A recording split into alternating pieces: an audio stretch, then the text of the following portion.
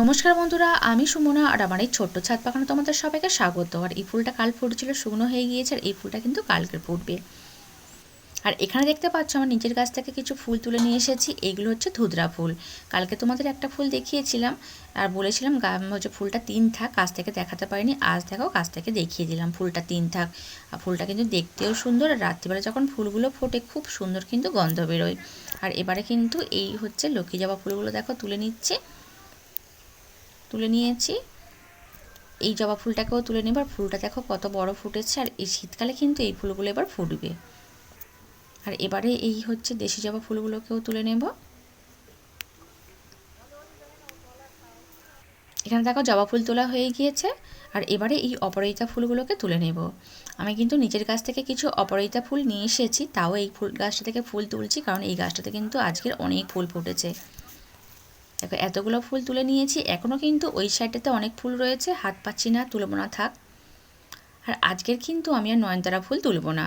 এই নয়নতারা গাছের বীজগুলোকে কিন্তু তুলে ফেলবো, কারণ এই বীজগুলো যদি গাছের মধ্যে হচ্ছে পাকতে রেখে দিই, তাহলে কিন্তু গাছে ধীরে ধীরে ফুলের সংখ্যা কমে যাবে। তার জন্য কিন্তু মাঝের মধ্যে এই বীজগুলোকে তুলে ফেলতে হবে।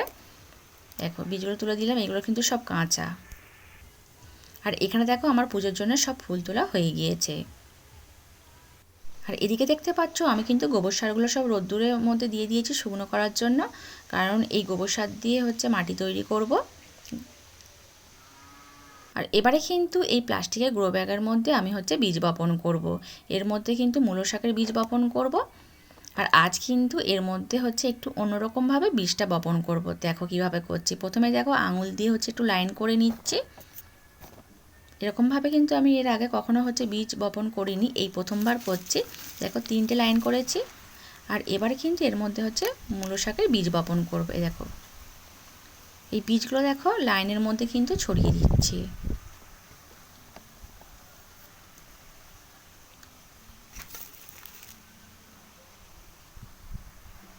এই লাইনটার মধ্যেও ছড়িয়ে দেব।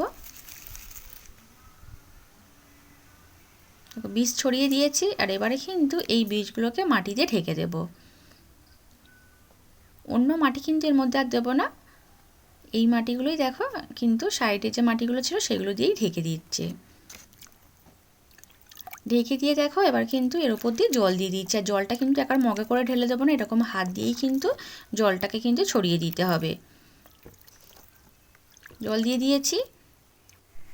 আর এবারে কিন্তু এই ঝুড়িটার মধ্যে হচ্ছে পালং শাকের বীজ বপন করব।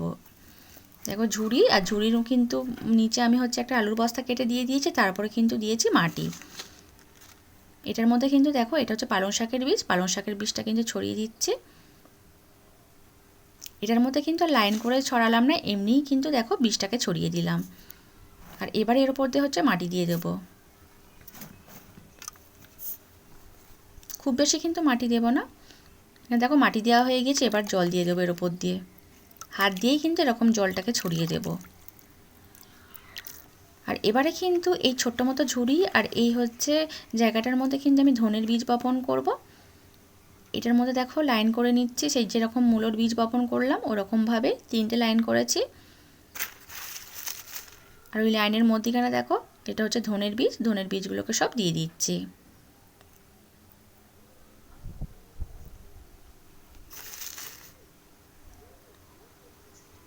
দিয়ে দিয়েছি। আর এবার দেখো মাটি দিয়ে কিন্তু ঢেকে দিচ্ছি। এবার এটার মধ্যে হচ্ছে বীজ ছড়িয়ে দেবো, এটার মধ্যে এমনিই ছড়িয়ে দেবো। আর ধনে গাছ কিন্তু খুব ছোট জায়গার মধ্যে খুব ভালো হয়। দেখো বীজ দিয়ে দিয়েছি, দিয়ে কিন্তু ওপর দিয়ে একটু মাটি দিয়ে দিলাম। আর এবারে কিন্তু এইগুলোর ওপর দিয়ে দেখো জল দিয়ে দিচ্ছি।